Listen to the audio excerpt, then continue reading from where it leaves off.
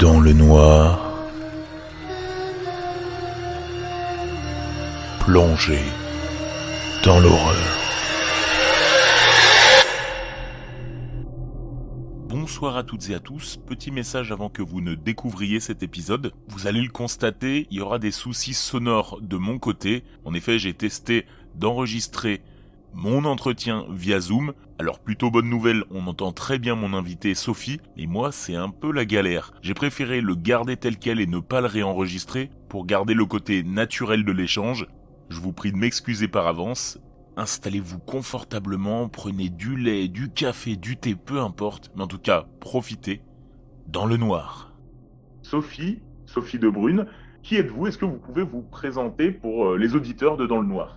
Je m'appelle Sophie de Brune et je suis belge à l'origine. Je suis toujours d'ailleurs, même si je vis à Paris aujourd'hui et que j'exerce ma fonction de juriste à Paris. D'ailleurs, on fait un petit coucou à nos amis belges. On sait qu'il y en a beaucoup qui m'écoutent. Ce sont les deuxièmes ou troisièmes en termes de volume. Donc, on fait un coucou à nos amis belges. Vous dites être juriste. Vous n'êtes pas que juriste, Sophie. Vous nous cachez quelque chose. Oui, je suis aussi auteur, écrivaine. Je viens d'écrire un livre. C'est mon premier livre. Un livre, ça vous a pris combien de temps à écrire? Le livre que je sors, il m'a pris 1 an au total pour l'écriture. Après, il faut savoir qu'une fois que j'ai été contactée par une maison d'édition, il y a un travail de relecture qui est fait et qui peut prendre aussi un certain temps. Le gros travail, ça a été 1 an. Un an pour écrire ce livre dont on va parler juste après. Comment ça a commencé, cette passion, cette lubie, cette envie d'écrire un livre? C'était quelque chose qui trottait dans votre tête depuis des années ou c'est la passion de l'horreur qui a pris le pas? J'ai toujours adoré m'inventer des histoires dans ma tête. Donc, c'est des histoires très élaborées à partir de tous les films, tous les faits divers, tous les romans que je pouvais lire. Et un jour, on m'a dit pourquoi tu les mets pas par écrit? Je fais oui, en fait, c'est vrai, je pourrais tenter et peut-être que ça pourrait marcher. Voilà. On parle de bons moments. C'est peut-être le bon moment de commencer à parler du livre. On peut le qualifier comment d'un livre d'horreur, thriller, suspense? Comment vous le qualifieriez?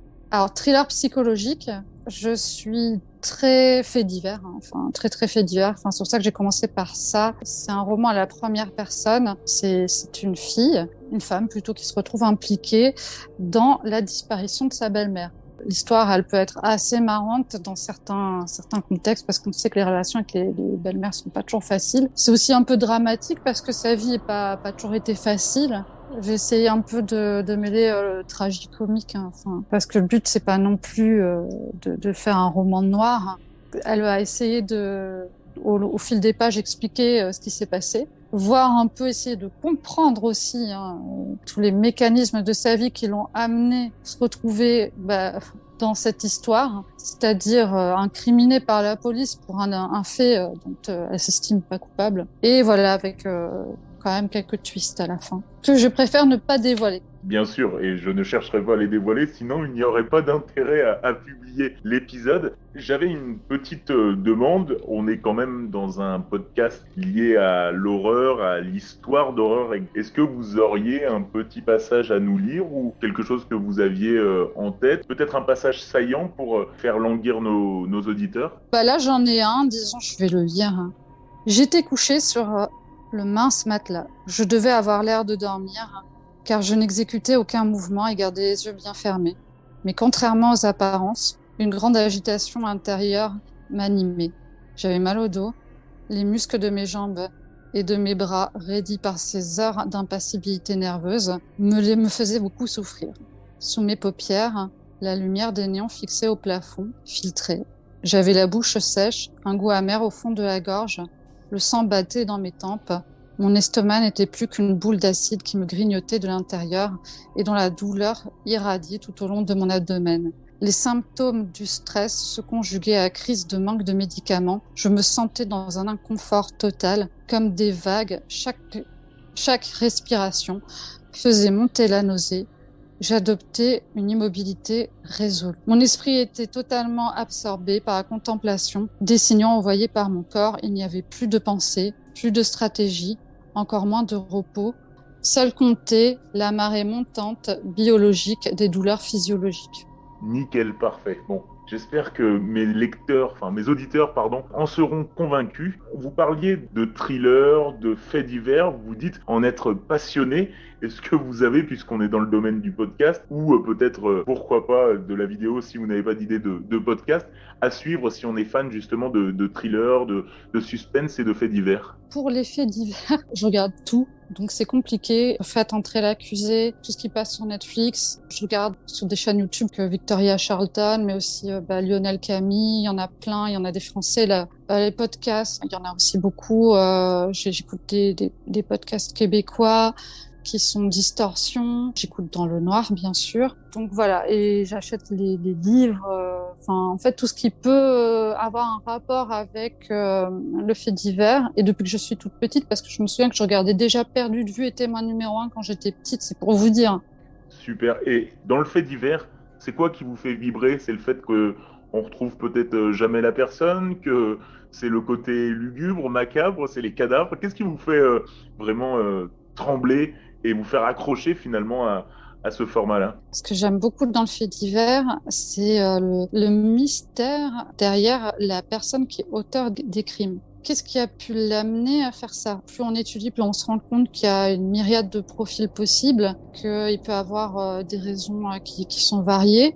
C'était vraiment ça, c'était la nature vraiment du crime qui m'intéressait. C'est pour ça que du coup, j'ai fait un certificat en criminologie il y a quelques années pour approfondir les connaissances sur ce qui peut déclencher justement ce passage à l'acte. Un certificat en criminologie, c'est un diplôme d'État, c'est quoi exactement? Oui, c'est un diplôme d'État, c'était à Assas que je l'ai fait, donc deux certificats, un certificat en sciences criminologiques.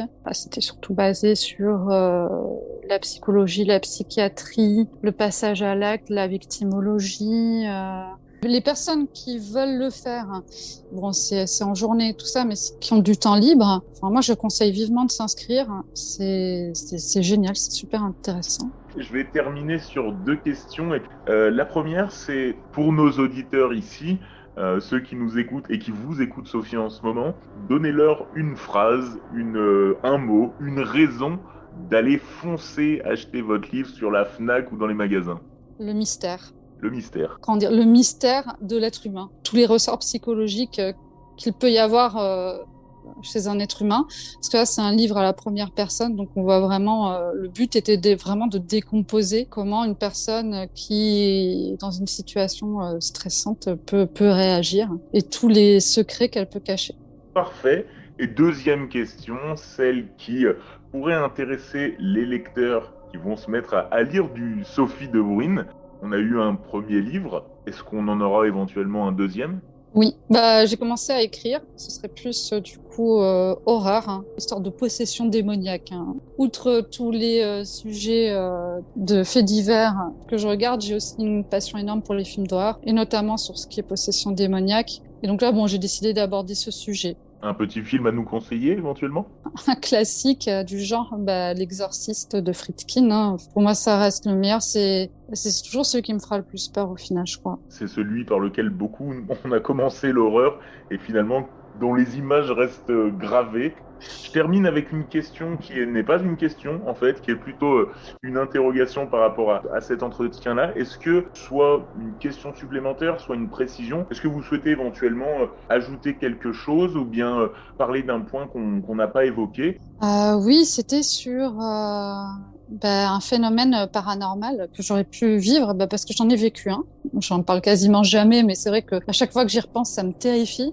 J'étais chez ma grand-mère. C'est vrai que c'est marrant parce que ma grand-mère, elle était dans la maison voisine de la nôtre, mais j'allais jamais chez elle. Enfin, si, j'allais chez elle tous les jours, mais j'avais jamais dormi chez elle. Et c'est vrai que la maison, elle me mettait toujours mal à l'aise. Alors c'est peut-être aussi pour ça qu'un jour, je m'étais vraiment disputée avec mes parents. Je devais avoir 16 ans et du coup, j'ai décidé de dormir chez ma grand-mère qui était très contente de me recevoir. Elle a décidé de me laisser son lit et elle est partie dans la chambre d'amis. En fait, sa chambre, elle donne sur un couloir et la porte de sa chambre est vitrée. Pour bien expliquer le contexte. Et du coup, je lis mon livre et je lui demande quand même de laisser une lumière allumée parce que quand même, malgré tout, cette maison, elle m'a toujours mis mal à l'aise. Donc dans le couloir, il y a la mine petite veilleuse. Et au moment où j'éteins la lumière, et où je pose ma tête sur l'oreiller, j'entends quelqu'un qui commence à marcher dans le couloir. Du coup, je pense que c'est elle et je relève ma tête, sauf que je vois personne passer à travers les fenêtres, alors qu'il y a un peu de lumière et que la porte est vitrée. Donc normalement, j'aurais dû voir s'il y a quelqu'un dans le couloir. Et plus du coup ça avançait, plus les pas s'accéléraient. Ça faisait des allers-retours dans le couloir. Et j'étais terrifiée, je pouvais même plus bouger. Je me suis dit, si je bouge, ça va venir vers moi, ça va faire quelque chose. Puis à un moment, j'en pouvais plus, donc j'ai allumé la lumière. Et au moment où j'ai allumé la lumière, il n'y a plus de bruit. Donc j'ai été chercher ma grand-mère. Je lui ai dit de venir dormir avec moi dans le lit. Elle est venue et je lui ai raconté ce qui se passait parce que j'étais vraiment trop mal. J'ai les larmes aux yeux. Et elle m'a dit, bah oui, mais tu sais, ça arrive dans les maisons comme ça. Elle dit, moi aussi, des fois, j'entends des trucs, des portes qui claquent. Des fois, j'entends un robinet qui s'ouvre tout seul. C'est pas grave. C'est la seule fois que ça m'est arrivé, mais j'ai toujours pas oublié. Ça fait froid dans le dos parce que ça veut dire qu'elle aussi, elle a vécu des choses et presque tellement de choses que pour elle, c'est devenu banal en fait. Exactement. C'était pour ça que ça m'a fait encore plus peur parce que je me dis, ah ouais, d'accord. Pour elle, c'est normal. L'entretien touche à sa fin. Je voulais une nouvelle fois remercier Sophie pour sa patience. Si vous avez envie de vous délecter de son livre, le lien est dans la description. N'hésitez pas à me faire part dans les commentaires si vous avez aimé ou non ce format. Et si c'est le cas, j'attends vos témoignages dans les DM de Dans le Noir sur Instagram ou Facebook. Que vous soyez illustrateur, écrivain, médium, croque-mort, que vous ayez des anecdotes croustillantes par rapport au paranormal et à l'horreur, j'aimerais développer ce format, ça me plaît. Et si ça vous plaît, ça nous fait un point commun. Je vous souhaite une bonne soirée dans le noir.